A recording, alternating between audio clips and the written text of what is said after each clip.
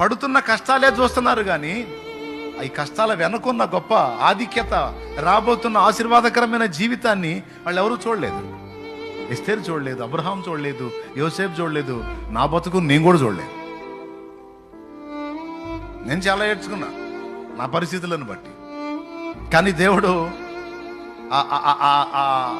ఆ వేదనల పర్వం అంతా ముగించి దేవుడు తన కార్యాన్ని మొదలుపెట్టినప్పుడు ఇప్పుడు ప్రతిదినం ఒక ఆశ్చర్యమే. నాకు ప్రతిదినం ఒక ఆశ్చర్యమే.